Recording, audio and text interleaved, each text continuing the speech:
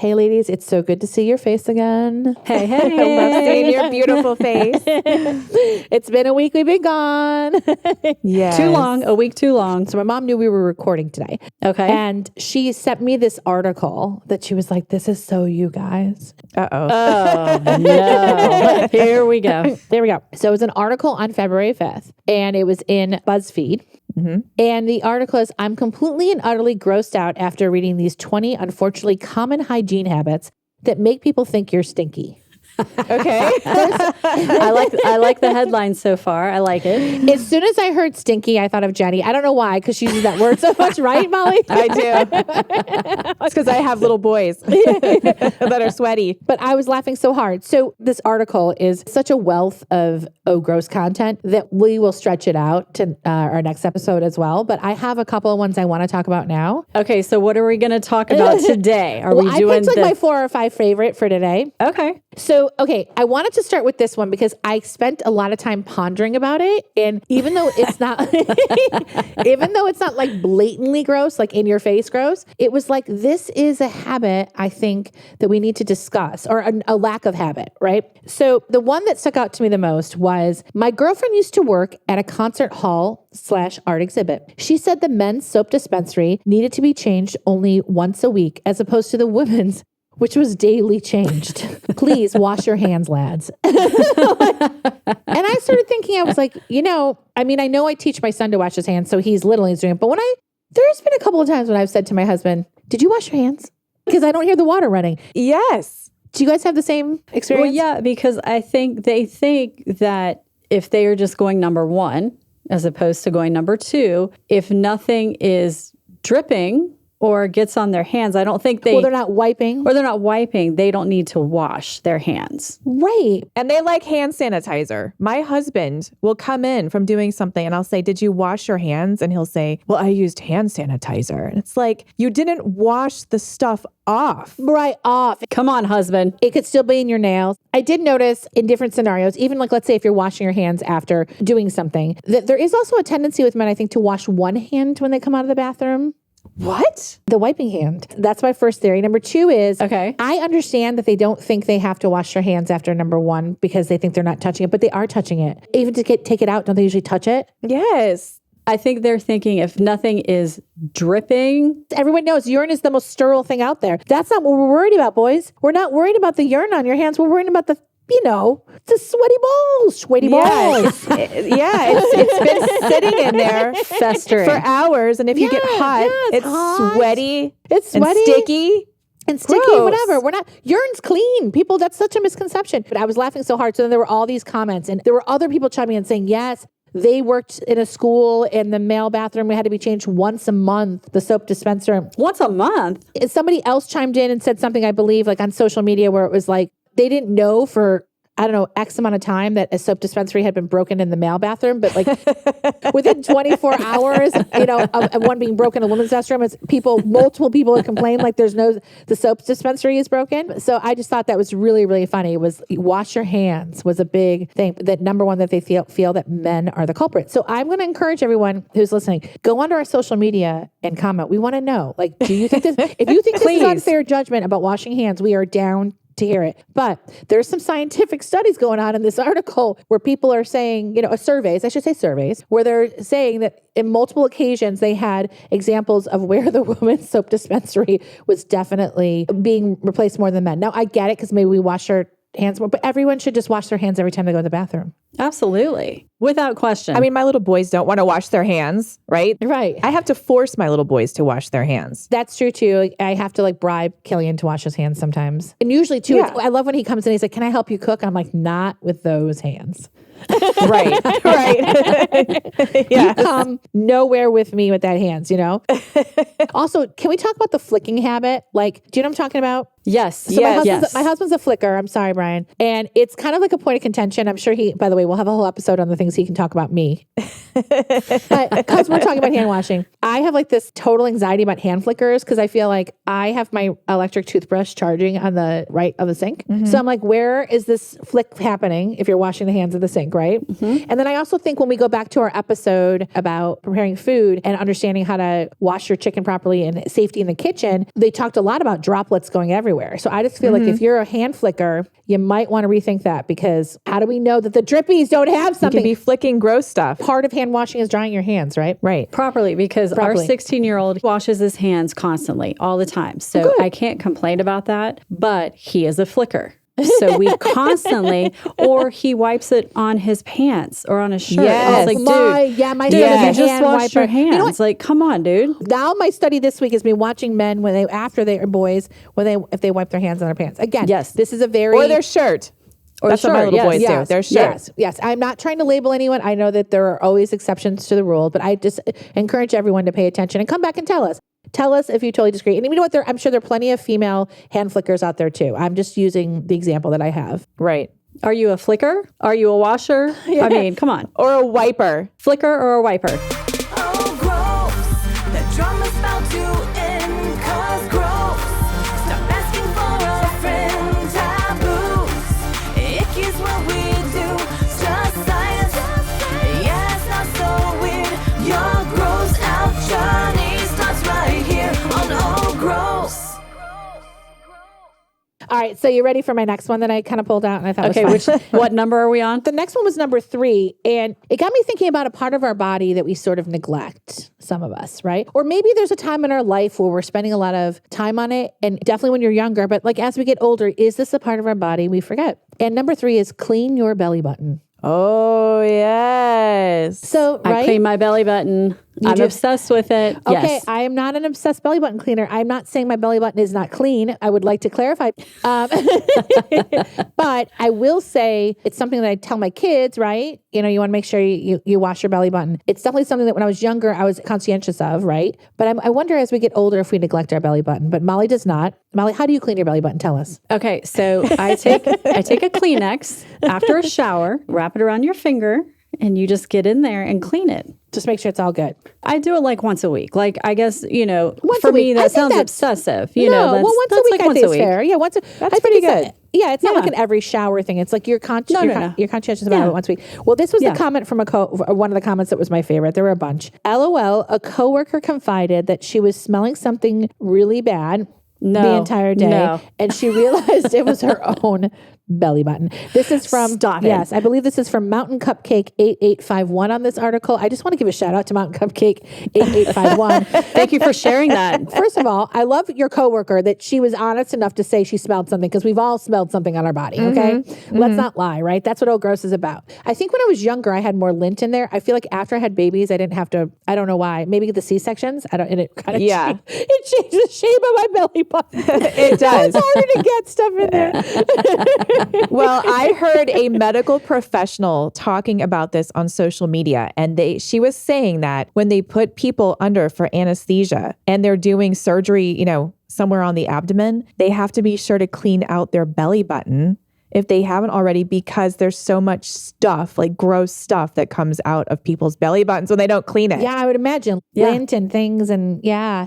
But you're Gross. also not supposed to stick a Q-tip in there. I do remember when I was younger that people used to do that a lot, and I can't remember how old I was, but I remember that was a big thing. Was like, don't stick a Q-tip in there because that also can, be harmful. Like Q-tips were like the save all when we were like growing up, I think, right? And now they're all like, don't stick them in your ears, don't stick them in your belly button. Right. Remember? I mean, when I was little, it was like clean your ears with Q-tip, right? And then you used a Q-tip to clean your belly button, but I do want to say that is not the current recommendation when it comes to cleaning your belly button. We do not encourage anyone to clean their belly button with a Q-tip. I'm going to change what I was going to do next because of this question. Okay. So there was another one that was the smell behind your ears. Yes. I was just going to say, I bet that's a similar smell. That's what I was thinking. It's got to be the same thing as the smell behind your ears. And I don't care who you are a freaking liar if you haven't said that you've smelt. Wait a minute. How often are we cleaning behind our ears? That's another one that goes back to when we're kids, right? Wash behind your ears, wash behind your ears. I would say, I think that smells change as you get older with oil. We all know that, right? And I'm more terrified of those things, and because I noticed some changes pH wise. Yes, okay, it's the perimenopause switch. Everybody knows.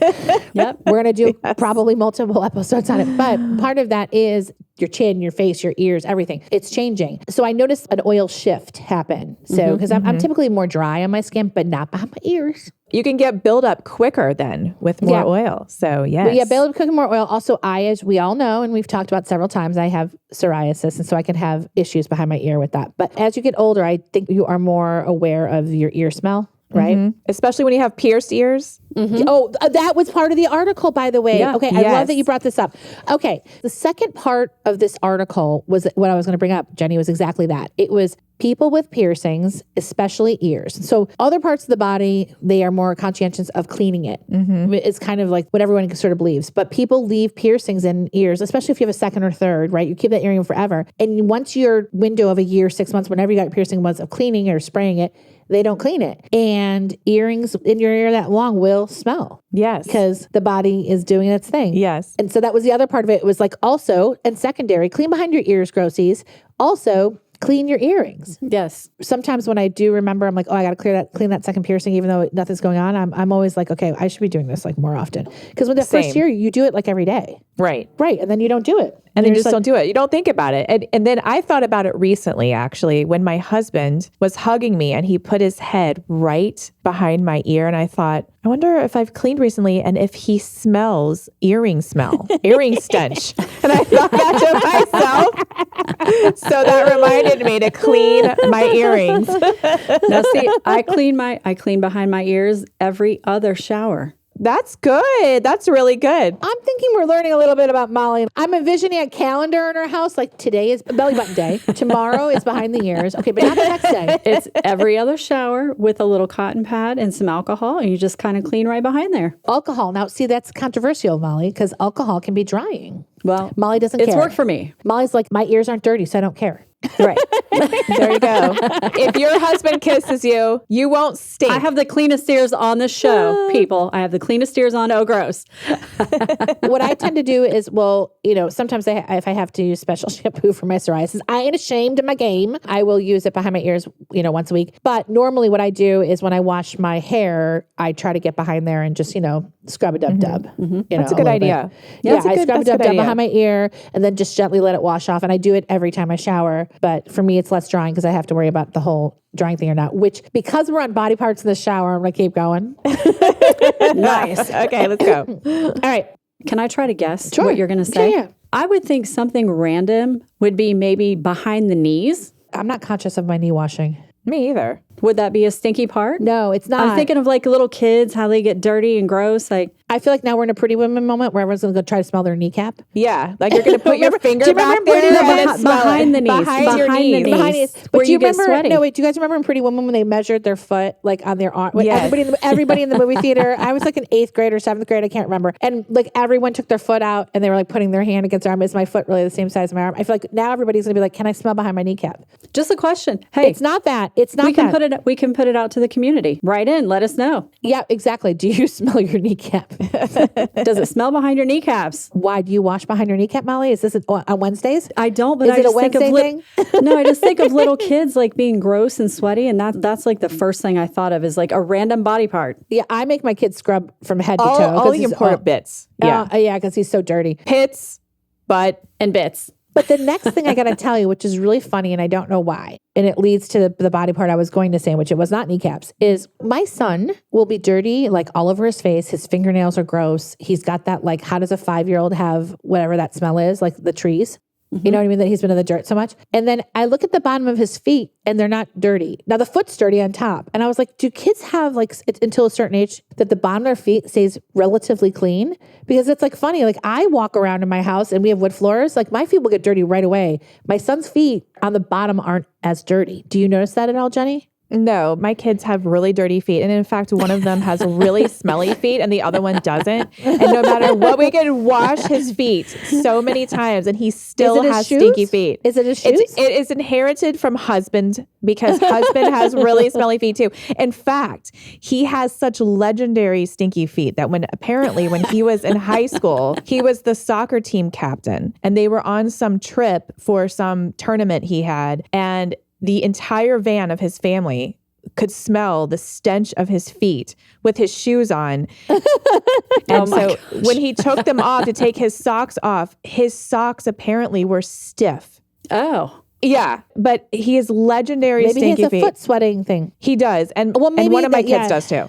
Here's what the comment was, and then we'll talk about it. Not scrubbing the bottom of their feet in between their toes in the shower is one of their top grossest hygiene. And the person goes on to say, it is not enough to just let the water run down your feet. You need to scrub the bottom of your feet in between your toes too, please. Okay.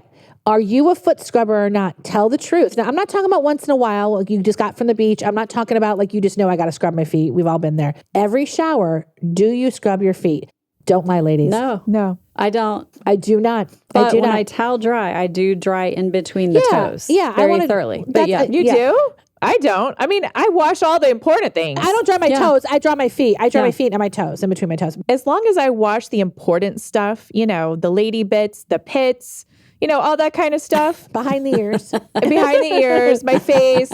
You know, I have enough soap that goes down on my, you know, behind my kneecaps, Molly. Thank you. That I'm good. I mean, it's a debate. I think we're going to bring this to social, you know, as a debate. I like it. I think some of these things are valid. I believe washing behind your ears, I mean, hygienically is probably pretty important. You know what I mean? Probably, yes. Yeah. Yeah. I mean, just think about it. And for many reasons. And there's lots of things that can happen with our skin, is also our favorite germ would tell us. You know what I mean? Cleanliness is a big part of keeping your skin safe. But the feet, I mean, I get out of the shower and I look at them. Now, if my feet are really dirty and I look at my foot and it's dirty, I'll scrub it, but I definitely don't scrub it every day. I mean, Yeah. I would say like for Doesn't us, even like cross when my we go to mind. camp, when we're going to summer camp and checking kids for Or the headlights beach. or the beach, places like that, yes, I will come home and like thoroughly scrub. Scrub everything. Everything. Yes. But not every day. Or if I know I'm going somewhere like a spa, Yes. right? Or something for the day, like I will scrub my feet, like, because that is my biggest fear.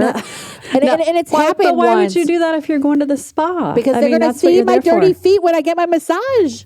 Yeah, it's like when you go to the gynecologist. I mean, you know, you scrub everything. You make sure your pedicure is done so that when Right. your feet are in the stirrups, that at least your feet are not ugly. Everything is shaved. You know, I keep my socks on. I do too. It's too cold in there. Yeah. So I've had this happen recently. My husband and I went to get a massage, and I realized when I got into the place, I was like, I didn't pre-wash my feet. Now I showered that morning, right? Mm-hmm. And this place is very rustic that we were at. It was outdoorsy. And I was like, my feet are dirty. So I was like, I'm so sorry. Like my feet are made dirty. And then like, that's fine. We'll just wipe them down. All I kept thinking the whole time I could not relax is like, they've just taken a hot cloth to wipe my gook off my feet. And like, how do you relax after that? You're like, you know, that guy is like acting like it's no big deal. But the whole time he's like, what is up with her feet? And I had not had a pedicure. They have seen worse. No, but They've my seen toes worse. look gnarly. Like you have no idea. Like I had not had a pedicure in like 3 months. And it was like, you know, your toes chip when you, it was like total Shrek. It was a couples massage. So the other therapist was in the room. And the whole time I was like, he's probably like, poor guy. Why is he married to her? I guess my point of my story is that when it's like a really special occasion, I scrub my feet. There you go. There you go. All right, next one. Number 18 was surprising to me, but I completely understood it, right?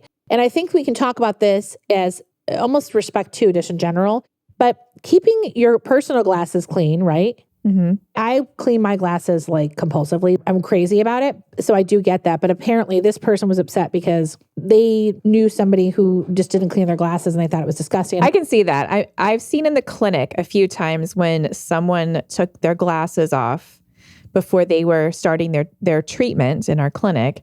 And right here, there was caked on makeup Makeup is that a you big- could like literally like flick That off drives with me the nuts. tool. Yeah. So, well, Ryan, who's our segment producer, him and I talk about this all the time. We cannot find the perfect eyeglass because we both wear eyeglasses all day. And then you don't have a right wipe to get it off. But for me, with makeup, I notice that too. I'm like constantly trying to clean off the makeup. That's one of my pet peeves.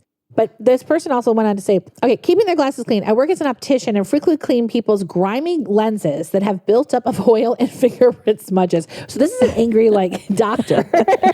Love this. Another common thing I see is dead skin trapped between the frame and lenses. Ew. I could see that happening. This, I'm assuming, optician says, please keep your glasses clean by spraying your lenses regularly with lens cleaner or use a mild dish detergent with cold water. Also, if you wear nose pads on your glasses and notice they're going a bit green, go get them replaced now. So Did you say green? green. So this optician says that they had seen a lot of green, like nose pads in between the glasses. Ew. I know. Green. Why Like I know green. mold? Would it That's mold? what mold. Probably a buildup of when you have stuff. like a face mask or I'm thinking like a CPAP mask or like or even isn't it normally turn yellow if it's just age, right? Yeah. Yellow, not green. Green must be mold. It's got to be mold. I don't know Right? what else it could be, or just some gross Because yellow could bacteria. be just the aging, right? Like yellow could just be the sun, the aging, right? Right. Yeah. and the makeup would be usually it's brown. Like when I flicked off a chunk one time at the clinic, it was literally like a giant chunk like this off someone's glasses. Like you could have, hit someone with it like a pebble. I can't wait to hear the rest of this list. I'm excited about it. I'm going to tease what's going to happen next episode. Yay. So we are going to talk about more bathroom stuff, about keeping the commode down. And which we know from our Dr. Steve how important that is. Fecal veneer, anyone? Fecal veneer. Yes. We'll get into that. And then what is going to tease what we're doing next week for everybody is one of the top things on the list is wash your butt. Hello. I'm not going to say any more because it's so good. It's my favorite one on the list. So we'll talk about that next week because next week we are going to actually dive into the world of bidets. So it's perfect that we're going to talk about butt washing. Yes. Yes. But our top Can't wait. But our top takeaways from today are you need to wash behind your ears. Don't neglect the belly button. Right. Clean your glasses, if not for yourself, for your optician. Right. Or your hairdresser, right? Your stylist, Yes, right? yes. Anyone who wants to take your glasses off, please clean them off. And then we're not going to judge you if you don't wash your feet every day, but we will judge you if you're not using that soap dispenser in the male bathroom. Sanitizer does not always count, people. All right, well, we've had a very busy few weeks here at It's Oh Gross. Yes, we have. Thanks to our new Oh Gross family on social. We want to give a little shout out. Our Instagram now has over 3.3 million views of our reels. We're so excited. Welcome, everybody. Yes, welcome everybody. Great comments. We're going to get to some of them right now because we're super excited to answer some of your questions. We want to talk about some of your comments because we learned a few things. And also, some of them were so hilarious. We just have to give you a shout out. I mean, it was fantastic. The conversations people have been having on social. Keep them coming on Instagram, X, and Facebook. All of our community has grown, which means we now have a whole bunch of new listeners. Welcome to the Oh Gross family. Yay! Yay. Because of that, we thought it would be really fun for the second half of the episode. We're going to do sort of a teaser moments from our past 20 plus shows. Because if you're new and you're coming here, you should know which episode you want to go back and listen to. And also, if you've been listening to us, I'm sure there were so many facts and information and how funny. We're so funny. You want to go back and re-listen. So we're going to do the second half here. We're going to do a little best of our favorite moments so far on Oh Gross and let you know which episode they're from. So if you want to go back and listen, you can. And it's going to be super fun. But before we do that, I want to delve into some of the comments we've been having on social media from our gross community. All right, let's hear it. I'm so happy that some of our most popular reels so far have actually been from our series that we did on crisis preparation that was inspired by what had happened with the LA fires. It's so great to see that people are joining us in the community to comment, learn, and also ask questions because that is how we are going to do what we do better is by knowing what questions you have, right? So that we can answer them. So 2 of our most popular reels were from our crisis preparedness sort of series we did of episodes. And one of the reels that did astronomically across the board on X, Facebook, and on Instagram was our buddy and super PIO, Mike Jekyls. And he talked about how to secure your home. And it really was like a shortened down version. So I really encourage everyone to go back and listen to the full episode. And here is why. In the episode, it is very clear that when he is going through these different things like shut off your breakers or whatever it might be if you are leaving your home. He is talking about in the moment of a crisis, if you are in an evacuation zone, like a fire zone, it is a great idea to do these things, to shut off certain breakers because why? It's a fire hazard, right? It helps the firefighters, but also it helps protect certain aspects of your home because anything could happen while you're gone. So I know that a couple of questions were like, well, if I shut off my breakers, what happens with my video cameras, right, girls? Like if all my electricity is shut off. What he says in the episode, and we encourage you to listen to it, is he really explains that it's situational, but these are things you should all be thinking about. And I do know here in Los Angeles, when people were asked to evacuate, it was all over the news to please shut off your electricity because it will help prevent the spread of fire if you are so unfortunate that your house does catch on fire. So that is what he is referring to. But I do think that it is a good point, to say that. But I want to tell you people too, I actually have cameras that are both solar powered and battery operated for that reason. I'm not saying I don't have security cameras or a security that is reliant on electricity, but we do want to add that it's not a bad idea. If that's something you're worried about and you live in a hurricane or fire zone or somewhere where you think you might, unfortunately, be in a situation where you might be evacuated or have to leave your home, it's not a bad idea. And I know Mike Jekyll says this too, to invest in battery operated security camera, solar powered things in addition to what you already have, because then you can have a little peace of mind when you do have to leave and if you do have to shut off things.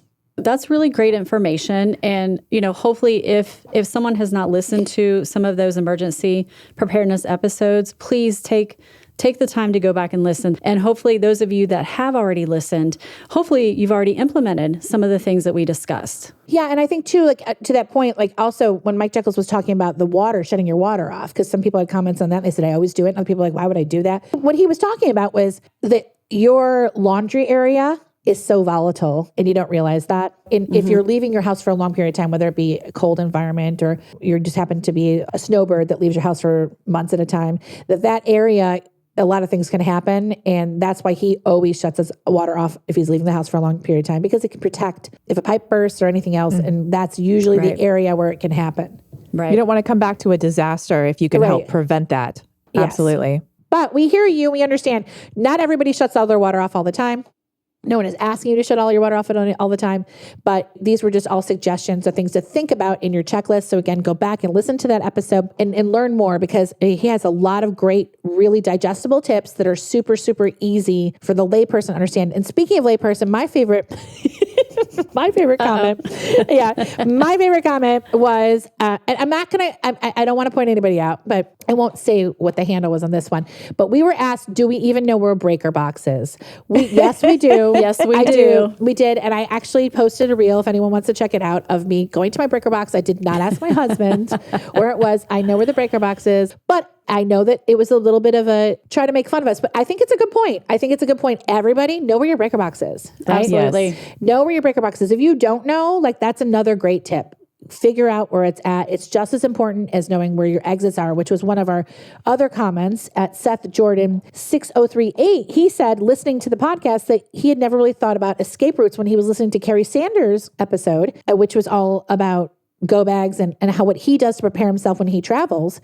Seth Jordan 6038 said, I never even thought to think about where the exit is in a hotel when I arrive or anywhere else, or where the important escape routes are. So these are all tidbits of information. No one is saying live in a fear-mongering society. These are great episodes to take great takeaways. We encourage you to go back and listen to both of them. And I think they both are probably, for me, the most eye-opening, what the simple things I can do to make my anxiety go down and keep my family safe. Simple as knowing your surroundings when you go into the hotel, like Carrie was talking about. Just know your surroundings. Take a look at where it is. It takes, 5 seconds. So situational awareness is so important, and we forget about it all the time. We are on our phones. We are doing everything else. We are not situationally aware on many levels. And there's many more takeaways to go back and listen to. Absolutely. Okay, so y'all, one of my favorite episodes was talking about the old school toys, and we talked about a product called Instant Fish. Yes, we love the Instafish. We talked about some of the things that happened during it, like they were trying to get the fish to breed. Yes. And what they had to try to do to try to make that. So one of my favorite comments regarding the Instant Fish episodes is from one of our listeners, Marco Moon Landy 1, who said, maybe it was like Jurassic Park or similar. Maybe all the fish were female or male. Right, because they wouldn't get out, because they wouldn't get it on. Well, I mean, I guess they couldn't procreate, right? They couldn't procreate. I shouldn't say get it on, because they could get it on. They could definitely get it on. No, but that is a funny theory. That's very true. Very true. That is a funny theory that the Instafish were not procreating because maybe they were all male fish or female fish. Exactly. That is a good question we need to ask Chuck Neer about and find find out. Yes. Did they check the sex of the fish? Did they to procreate? Also, who does not love a good Jurassic Park throwback? Right. Okay, so one of my favorites was such a smart comment on our bedbug episode reel, and it said, a lot of bugs are attracted to carbon dioxide. Take some dry ice and put it in a pot of boiling hot water on the kitchen floor, and you'll be surprised what comes out from under the fridge. Okay, who's going to do that? Who's going to test it? Wait, dry ice. Jenny, explain for all the lay people what dry ice is. Dry ice is actually the frozen form of carbon dioxide gas, and bed bugs and mosquitoes are known to be attracted to carbon dioxide. Okay, now my gosh. Okay, who's going to do it first? Who's going to test it at their house? Okay, Jenny, are you going to try this out for us? I might have to because it was such a brilliant comment, and I think it sounds like a really fun experiment. Yes. Scientist Jenny, get on it. Yeah. Well, I mean, there's so many great moments. Please keep the comments coming. We want to hear from you. Listen, it's okay to even say things like, do we know where the breaker box is? Because we're going to tell you we do. Keep the comments coming, and we want to hear from you. And here is our best of Oh Gross. Oh, gross. We've talked a lot about germs in the body, but where are they lurking around your home? There's one major unsanitary suspect, and it's lurking in your kitchen. So take a listen to this episode now. Okay, guys, brace yourself. Brace yourself for this question. Ready? Let's talk about cutting boards. Oh, that's a good one. All right. Yes. Because my daughter, who is 10 and a half and loves to tell us all these like really fun, gross facts, she was like, what do you think is more dirty? Do you think a toilet seat if you licked it, or do you think a cutting board if you licked it, which is going to be more dirty? And I was like, I know this answer is not what I want to hear. She said the cutting board. She said the cutting board has more bacteria and germs on it than a toilet. A big thing about that is the type of cutting board. So porous surfaces harbor bacteria that can cause illnesses. For example, if you have a wood cutting board, you never want to use a wood cutting board for raw because it can go into the wood fibers to a place where you can't wash out with the hottest and soapiest water. But all the fancy cutting boards are wood. Mm-hmm. Is there an expiration? Your world has been rocked. Okay, so gross.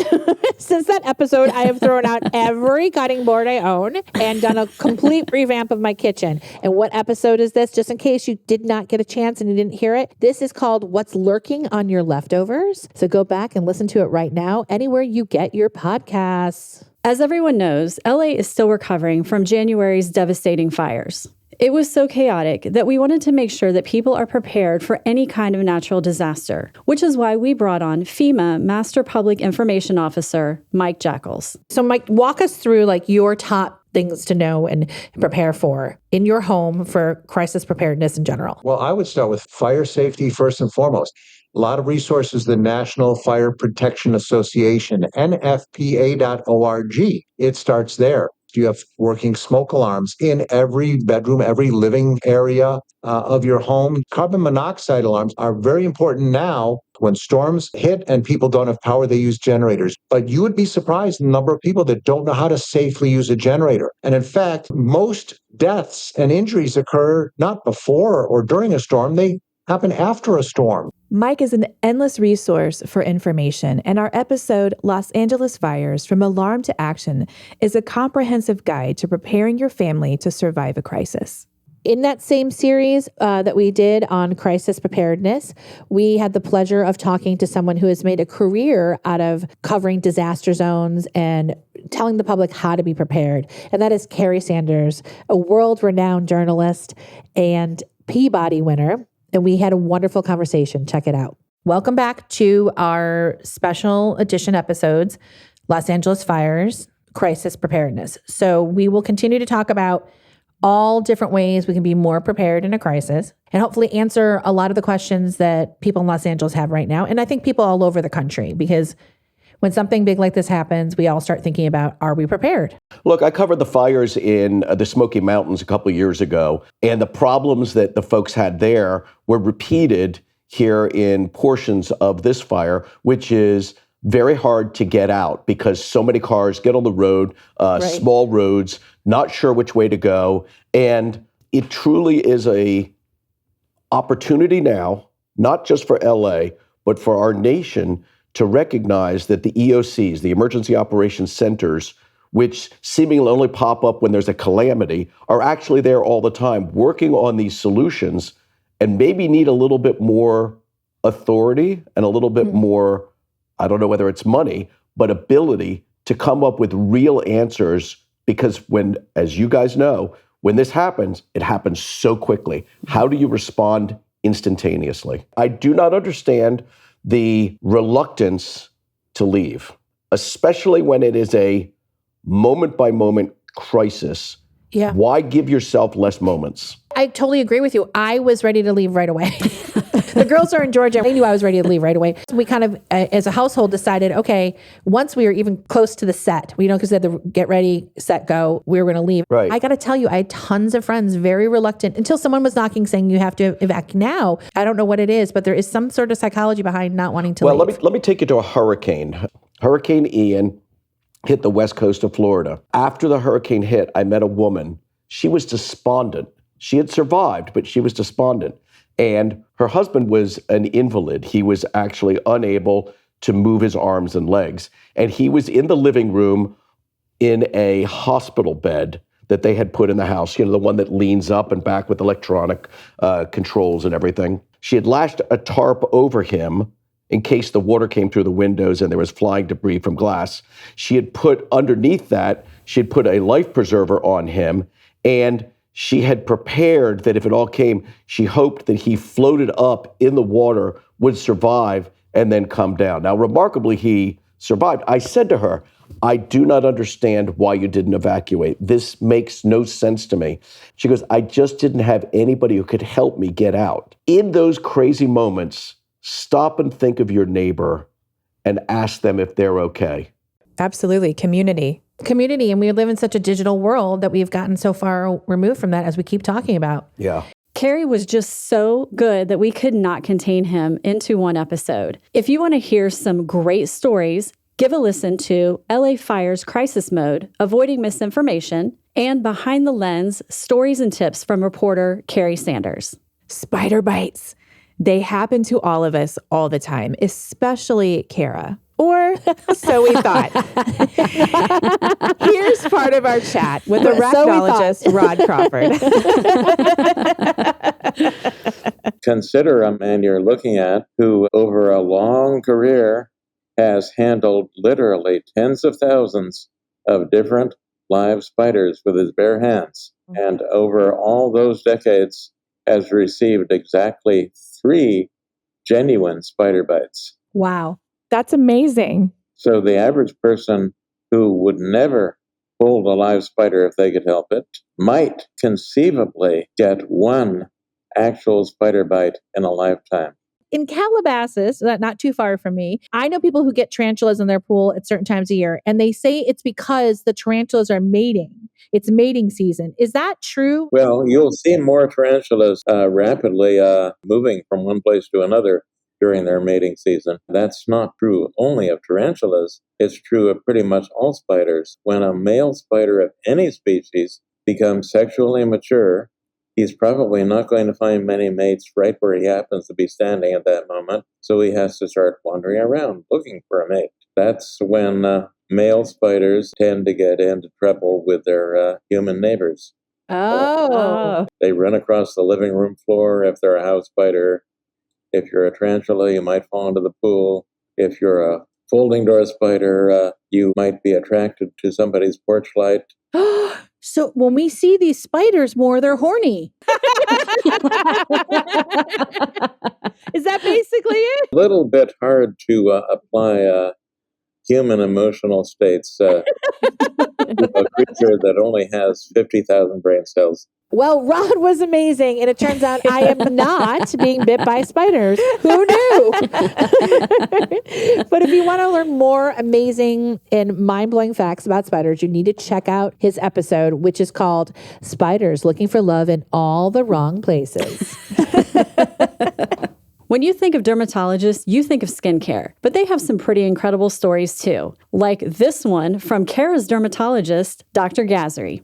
But I could tell you about one of the coolest things I saw once is this nice older man. He was in a wheelchair and he came in for what I thought was a cyst on his back. So I said, okay, let's open it up, let's drain it. And as I'm working on the cyst, trying to get the shell out, I'm just talking to him and conversing.